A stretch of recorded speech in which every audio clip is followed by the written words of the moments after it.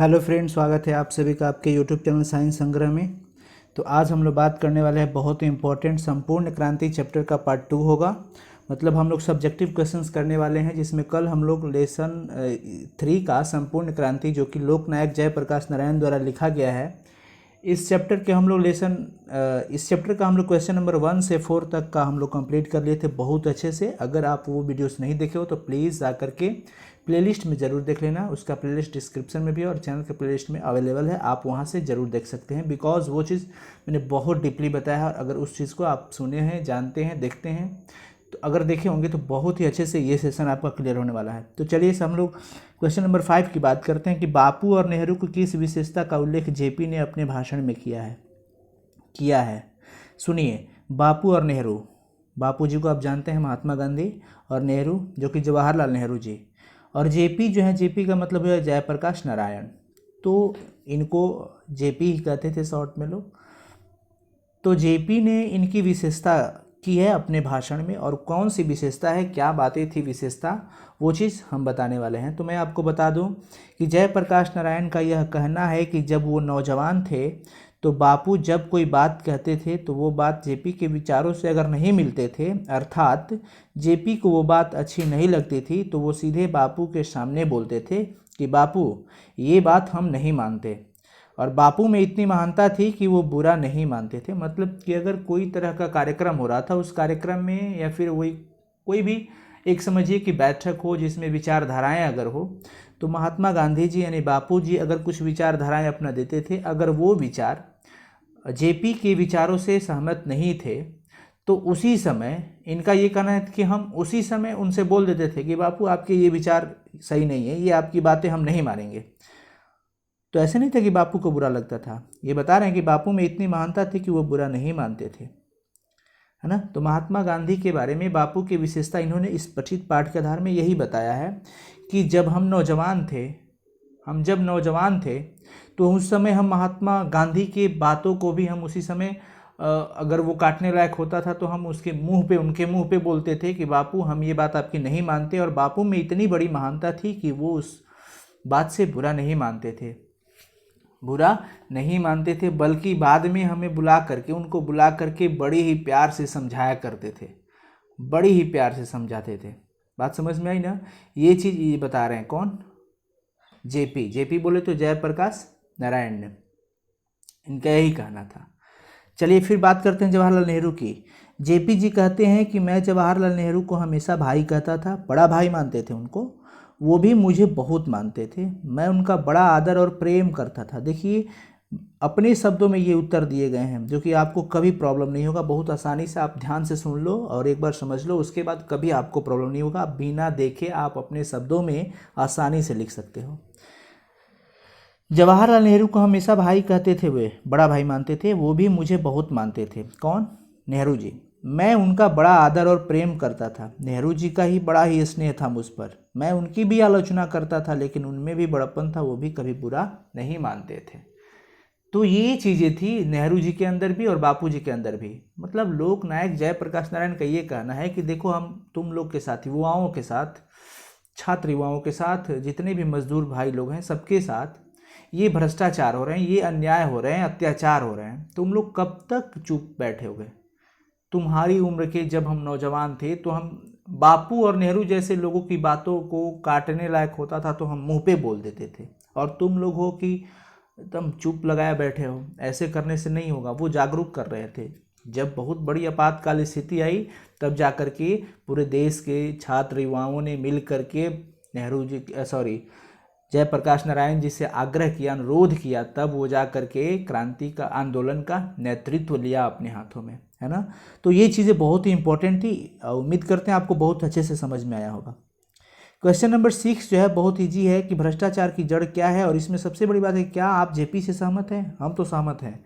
इसे दूर करने के लिए क्या सुझाव देंगे आप, तो ये आप खुद से करेंगे। कल के स्टोरी मैंने समझाया, तो भ्रष्टाचार के बारे में भी मैं कल बताया था, और मूल जड़ क्या है वो भी बताया था। कि इसमें सबसे बड़ी पॉइंट ये है कि क्या आप जेपी से सहमत हैं, तो ये आप अपना विचार खुद रखेंगे, और इसे दूर करने के क्या सुझाव देंगे, तो ये सभी कोई अपना अपना सुझाव देगा। ये हम आपको होमवर्क देते हैं, वो चीज़ करके ग्रुप में आप डाल दीजिएगा।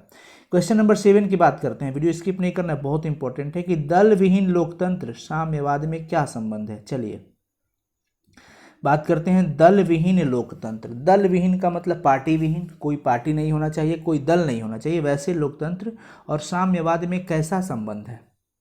आज थोड़ा हम लोग लेट हो चुके हैं, ठीक है ना। चलिए दल विहीन लोकतंत्र की बात करते हैं कि दल विहीन लोकतंत्र और साम्यवाद में कैसा संबंध है। कल आपको मैंने साम्यवाद के बारे में बताया था, कम्युनिस्ट के बारे में बताया था, मार्क्सवाद के बारे में बताया था। तो जेपी देखो इसमें क्या रिलेशनशिप है कि दल विहीन लोकतंत्र और साम्यवाद, ये बात सही है, ये बात सही है कि जेपी जी भी चाहते थे बहुत पहले, आंदोलन के समय नहीं, पहले ये चाहते थे कि दल विहीन ही लोकतंत्र हो। लोकतंत्र कैसा हो, दल विहीन हो, लेकिन आंदोलन के समय ये ऐसा चीज नहीं चाहते थे। अफवाह उड़ाया गया कि प्रेस रिपोर्टों से भी पता चला इनको कि इस आंदोलन के द्वारा इनको दल विहीन लोकतंत्र स्थापना करना ये चाहते हैं, अफवाह उड़ाई गई, लेकिन ये वास्तव में आंदोलन के समय ये चीज़ नहीं चाहते थे। वैसे जेपी जी का कहना है कि दल विहीन लोकतंत्र तो मार्क्सवाद तथा लेनिनवाद के मूल उद्देश्यों में से ही है। आपको पता है कि घोर कम्युनिस्ट थे जेपी जी, लेकिन फिर भी उन्होंने कांग्रेस ज्वाइन किया था। क्यों किया था, कल की क्लास में मैं बता दिया हूँ। मार्क्सवाद के अनुसार समाज जैसे जैसे साम्यवाद की ओर बढ़ता जाएगा वैसे वैसे राज्य स्टेट का क्षय होता जाएगा। सही बात है, मार्क्सवादी हो जाए, मार्क्सवाद, कार्ल मार्क्स की विचारधाराओं से अगर आप प्रेरित हो जाए कोई भी, तो उस कंडीशन में समाज आगे की ओर बढ़ेगा, वो भी साम्यवाद की तरह। मतलब कि पूंजीपति वर्ग द्वारा जो गरीब लोगों का शोषण होता है, मजदूर वर्ग का शोषण होता है, उनका विरोध होता है, विरोध करना ही चाहिए, क्योंकि वो चाहते हैं कि वो अपना हक पूरे जमाए रखें, उनका शोषण करें। बहुत सारी चीज़ें पढ़ने को मिलती है इतिहास में, रूस की क्रांति, सब बहुत सारी बातें हुई थी जिसमें मजदूर वर्ग को बहुत शोषित किया गया था। तो उसमें बताया जा रहा है कि जब वैसे हो जाए कि मार्क्सवाद के अनुसार समाज जैसे जैसे साम्यवाद की ओर बढ़ता जाएगा वैसे वैसे राज्य यानी स्टेट का क्षय होता जाएगा, स्टेट क्षय होगा और अंत में एक स्टेटलेस सोसाइटी कायम हो गई। एक ऐसी समाज बनेगी जिसमें कोई स्टेट राज्य का नाम ही नहीं होगा, मतलब वो स्टेटलेस सोसाइटी बनेगी, ऐसी समाज बनेगी। और वह समाज अवश्य ही लोकतांत्रिक होगा, बल्कि उसी समाज में लोकतंत्र का सच्चा स्वरूप प्रकट होगा और लोकतंत्र निश्चय ही दल विहीन होगा। जब कोई पार्टी ही नहीं होगा, कोई पार्टी विशेष बात ही नहीं हो। उनका ऐसा मानना था कि अगर उम्मीदवार एक चुनो जो किसी पार्टी से ना हो, उम्मीदवार बस खड़ा करो। हाँ, संघर्ष समितियाँ हों, संघर्ष समितियाँ जगह जगह पर गांवों में जा कर के वहाँ हो रहे अत्याचारों को हेल्प करें, उस जो अत्याचार फैला रहे हैं उनके प्रति सजा दी जाए, कार्रवाई हो, ये चाहते थे वो। कौन? नारायण जी, जयप्रकाश नारायण जी। आगे हम लोग इस क्वेश्चन की चर्चा करेंगे, इस शब्द पे चर्चा होगी कि वो संघर्ष समितियों से क्या अपेक्षा रखते थे।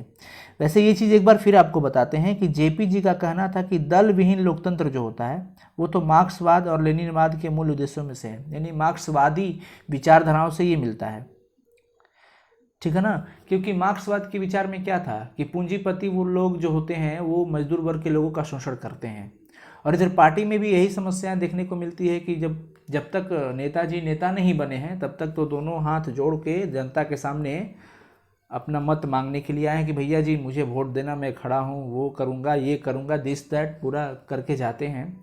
लेकिन जैसे ही वो प्रतिनिधि के रूप में नियुक्त हो जाते हैं, विजयी हो जाते हैं, उसके बाद फिर वो 5 साल तक उनका कोई अता पता नहीं रहता है। तो जेपी जी इसका भी विरोध करते हैं कि ऐसा नहीं होना चाहिए, ऐसा नहीं होना चाहिए। वास्तव में देखा जाए तो दल विहीन लोकतंत्र जो होता है वो मार्क्सवाद के ही उद्देश्य में है।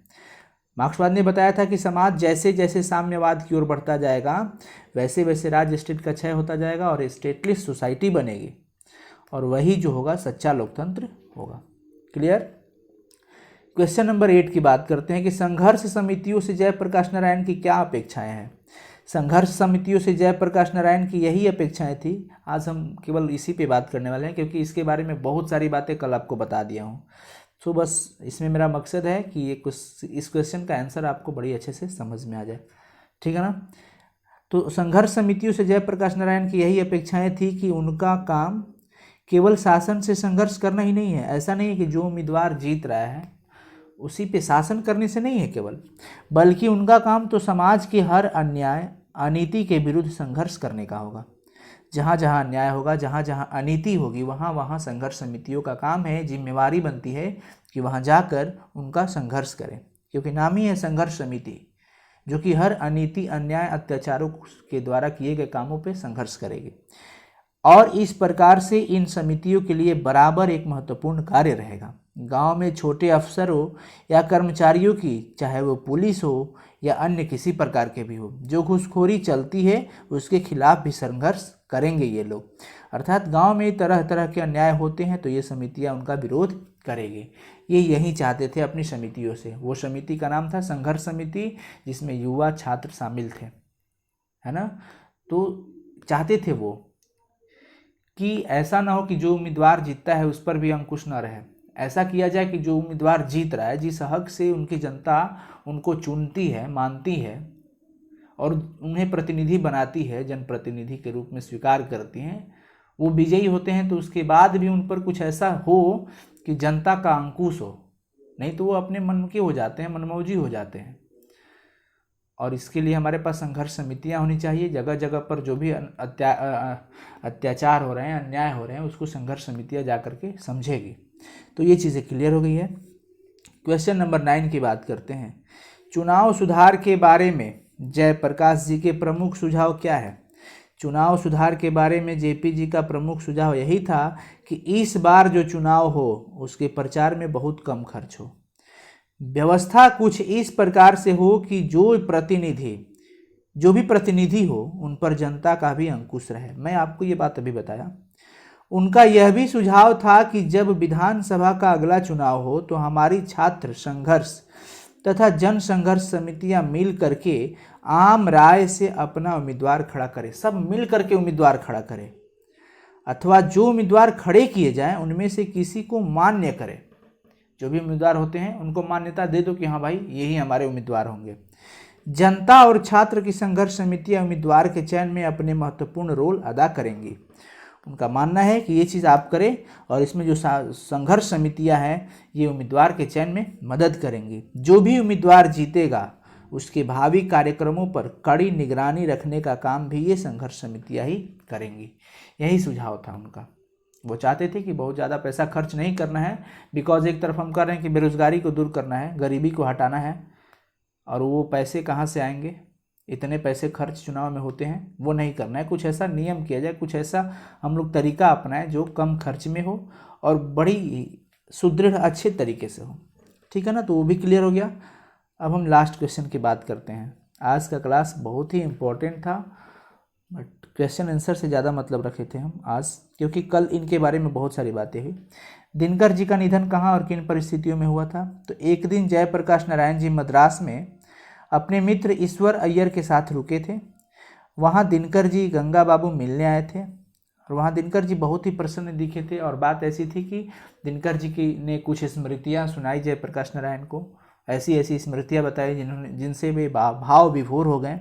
एक दिन अचानक हुआ यूँ कि रात को दिल का दौरा पड़ा और रामनाथ जी गोयनका, जो कि इंडियन एक्सप्रेस जो प्रेस था उसके वो मालिक थे, ऑनर थे, उन्होंने 3 मिनट में उसको विलिंगडन नर्सिंग होम अस्पताल में पहुंचाया और फिर वहां उनका हार्ट अटैक हुआ और उनकी निधन हो गई। तो फ्रेंड्स, आज ये पूरी तरह से चैप्टर कंप्लीट हो गया आपका, यानी कि लेसन 3 संपूर्ण क्रांति का ऑब्जेक्टिव भी मैं करा दिया हूँ और सब्जेक्टिव क्वेश्चन आंसर भी क्लियर हो गए। तो प्लीज़ पार्ट 1 वीडियो इसका ज़रूर देख लीजिएगा आप लोग, और ये रहा पार्ट 2। इसको देखने के बाद आप नोट्स ज़रूर कंप्लीट कर लीजिएगा। बिल्कुल, नोट्स बहुत इंपॉर्टेंट होते हैं। Okay, thank you so much. Video को लाइक कीजिएगा, चैनल को सब्सक्राइब नहीं किए हैं तो प्लीज़ सब्सक्राइब कर लेंगे और फ्रेंड्स तक शेयर ज़रूर करेंगे। Okay, thank you so much.